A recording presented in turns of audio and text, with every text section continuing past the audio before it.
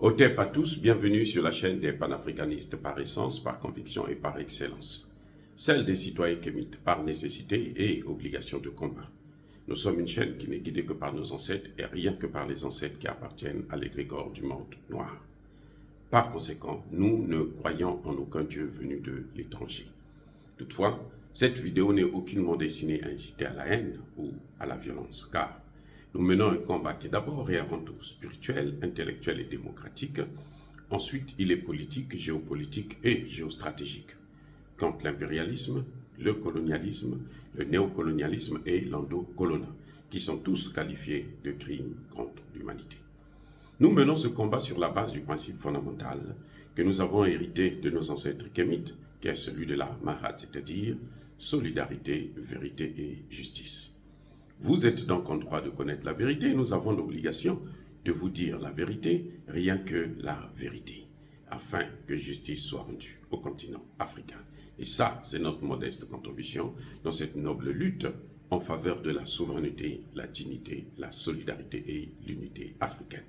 C'est exactement ça que nous appelons le panafricanisme.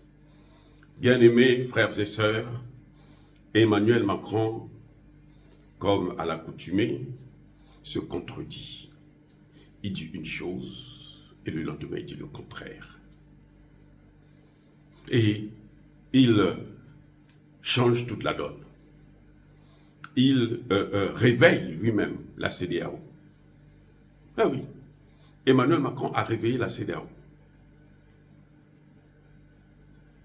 Voilà comment un homme peut être aussi ridicule que ça. C'est bien Emmanuel Macron qui, à peine lundi, il y a quelques jours, nous a dit, la veille du coup d'État au Gabon, nous a dit, nous avons une bonne politique en Afrique. Une politique coloniale, c'est la meilleure que nous avons, c'est la nôtre. Parce que nous, on ne soutient pas les coups d'État, on ne soutient pas les bouddhistes. Et de surcroît, nous sommes et nous serons toujours derrière un président qui n'a pas démissionné. Je reprends. Emmanuel Macron a dit que nous allons soutenir le président Bazoum parce qu'il n'a pas démissionné. Et la CEDEAO, les pays de la CEDEAO, les pays de la sous-région doivent soutenir Mohamed Bazoum. Ils ne doivent pas le lâcher parce que s'ils le lâchent, ils savent ce qui leur arrivera. Donc Emmanuel Macron est prêt à faire un coup d'État en Côte d'Ivoire, à faire un coup d'État au Sénégal, à faire un coup d'État au Bénin. Peut-être pas au Nigeria, parce que là-bas, c'est autre chose. Mais en tout cas, Emmanuel Macron nous donne un argument. Il a réveillé la CEDEAO. Puisque aujourd'hui, le président de la commission de la CEDEAO ouvre une grande porte de négociation maintenant. Là, on peut parler de négociation. Il dit, je donne aux autorités du Niger 9 mois. Ils ont la possibilité de prendre 9 mois de transition. Ça montre que les négociations commencent à... le spectre de la guerre s'éloigne et que les négociations maintenant vont commencer. Les vraies négociations vont commencer maintenant. L'Algérie, bon, lui, l'Algérie c'est un peu la France, donc donne 6 mois. Et maintenant, la CEDEAO commence par et donne 9 mois, alors que le général Tchani a déjà dit, nous aurons besoin de 3 ans. Il lui dit 9 mois. Mais ce qui est bien, c'est que maintenant, il demande les négociations. Il commence à négocier. Après avoir fait du chantage, en prenant des sanctions les plus stupides qui soient, les plus cruelles et inhumaines qui soient, puisque ces sanctions ont été condamnées même par l'Organisation des Nations Unies, alors que nous savons que l'Organisation des Nations Unies, c'est l'organisation de l'OTAN. Mais quand même, ils ont dit, ces sanctions-là, là, les gens ont exagéré. Oui, certainement, vous allez me dire que c'est parce que les Américains sont pour la négociation, que bon, les Nations Unies ont opté pour cette position, mais en tout cas, le résultat est là. Les Nations Unies ont condamné. Et Emmanuel Macron qui disait que moi, je dois soutenir un président qui n'a pas démissionné. Je vous rappelle qu'Ali Bongo n'a pas démissionné. À moins que vous ayez lu la lettre de démission d'Ali Bongo, que je sache, Ali Bongo n'a pas démissionné. Puisque Ali Bongo n'a pas démissionné, donc Emmanuel Macron a l'obligation de le soutenir. Je répète, puisque Emmanuel Macron, plutôt Ali Bongo n'a pas démissionné, Emmanuel Macron a l'obligation de soutenir Ali Bongo. Mais voyez que Emmanuel Macron ne soutient pas Ali Bongo. Il soutient les poutistes puisqu'il dit « nous observons ». Cette fois-ci, ce n'est même pas Emmanuel Macron qui parle. Quand c'était le Niger, c'était Emmanuel Macron lui-même qui est sorti de ses réserves. Il était en vacances. Je vous dis, il a quitté, il a abandonné, il a arrêté les vacances. Net. Pour venir raconter n'importe quoi. Pour venir prendre le contrôle de la situation. Parce qu'on voit bien que le coup d'État au Niger, la France ne l'a pas contrôlé. La France n'était même pas informée. Alors que le coup d'État au Gabon, la France savait ce qui devrait se passer. Mais attendez, Emmanuel Macron, 1 ou 2 jours avant, l'a dit qu'il faut craindre que le fléau, le phénomène des coups d'État en Afrique de l'Ouest puisse se déplacer vers l'Afrique centrale. Le résultat est là. Donc Emmanuel Macron savait, quand il a prononcé ce discours-là, il savait que là, il y aura un coup d'État. Il y aura un coup d'État. Et c'est là sa plus grave erreur. En voulant suivre 2 lièvres à la fois, là, on perd les 2. Parce que maintenant, c'est ce qui a fait comprendre à la CEDEAO que, mais attendez, ce type-là, il est en train de nous baiser.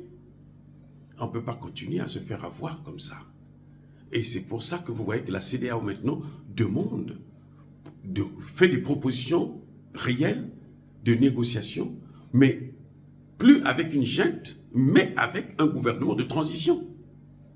Parce que quand ils disent, on donne 9 mois à ce gouvernement, ça veut dire qu'ils reconnaissent le gouvernement de Tchani. Et ça, c'est la faute à qui? À Emmanuel Macron. Parce que Emmanuel Macron, en soutenant le coup d'État au Gabon, eh ben, les gens sensés de la CEDEAO, les anglophones notamment, ont compris que, mais Emmanuel Macron est en train de jouer avec nous. Il veut embraser la sous-région pour Bazoum, qui n'a pas démissionné. Alors que là-bas, il y a quelqu'un qui n'a pas démissionné, c'est encore frais. Il a une armée là-bas aussi. Il n'intervient pas, il ne fait rien. Il n'organise pas un conseil de défense pour dire qu'est-ce que nous devons faire. Il ne propose pas un assaut à la présidence pour aller libérer Bongo. Mais ce qu'il a joué avec la CEDEAO, il se fait trahir lui-même. Et la CEDEAO a dû comprendre ça. Et j'espère qu'ils ont vraiment bien compris la leçon. Si Alassane Ouattara n'a pas compris, si Macky Sall n'a pas compris, si Patrice Talon n'a pas compris, lui qui se trouve en Chine, parce que il comprend que la France ne donne rien. La France parle, elle n'a pas l'argent, elle est pauvre. La France a tellement passé son temps à piller l'Afrique qu'elle ne peut pas investir. Elle ne sait pas ce que c'est qu'investir. Et d'ailleurs, elle n'en a pas. C'est le pays le plus endetté d'Europe. La France est plus endettée que l'ensemble des pays africains. Bref, on voit là que Emmanuel Macron se dévoile. On le connaît maintenant. Il a ouvert la boîte de Pandore. Et comme je disais tantôt, on ne peut pas suivre 2 lièvres à la fois. Parce qu'on peut rater les 2. Et là, Emmanuel Macron va rater les 2. Puisqu'au Gabon, là, si Emmanuel Macron est l'auteur de ce coup d'État, le peuple ne va pas céder à Emmanuel Macron de prendre encore le contrôle de cette armée. Parce que Oligui n'a pas le droit à l'erreur. J'ai dit. Vous avez vu la population sortir dans la rue, la joie de ce peuple-là. Vous savez c'est pourquoi? C'est pas pour Emmanuel Macron, c'est pas pour Oligui. Non! La population gabonaise est sortie dans la rue parce que elle est débarrassée de Bongo.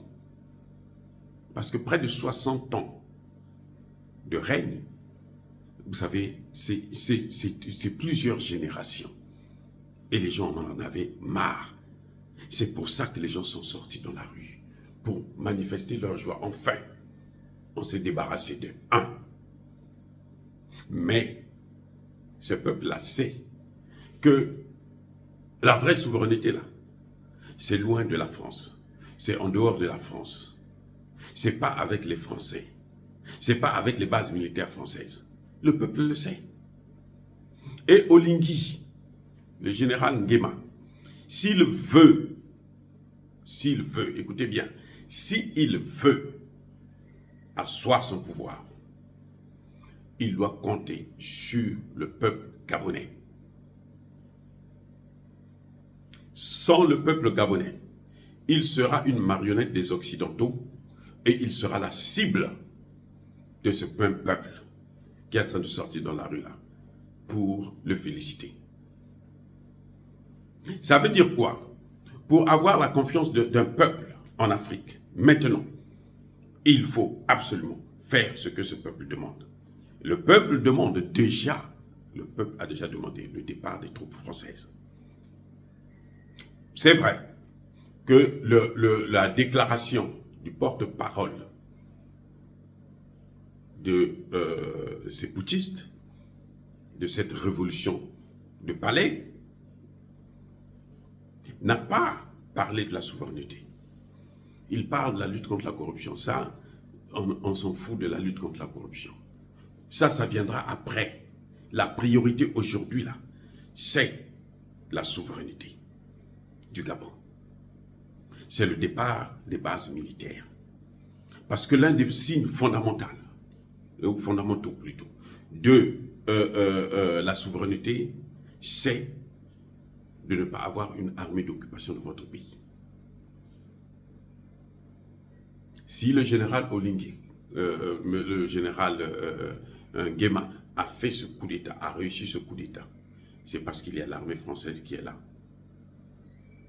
Mais s'il veut se maintenir au pouvoir, il doit se débarrasser de cette armée. Parce que même cette même armée-là va lui faire un autre coup d'État, va le faire partir. Personne ne tolérera qu'il puisse passer son temps à s'enrichir encore, comme il le faisait avec Bongo le père et le fils. Eh oui. Donc, vous voyez, aujourd'hui, en tout cas, ce qui est avantageux, c'est de voir que la CEDEAO cède.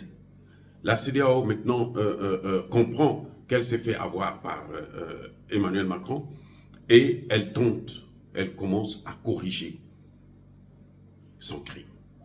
Dire cela, c'est inciter à la haine ou à la violence. Non.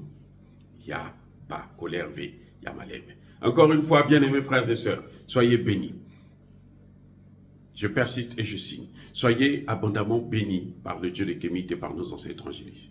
Mais que tous ceux qui persécutent le continent africain le pillent et le déstabilisent, qu'ils soient noirs, blancs, chinois, arabes, indiens, qui qu'ils soient punis, maudits, foudroyés, neutralisés, écrasés, effacés par ce Dieu des Kémites et par nos ancêtres angélisés.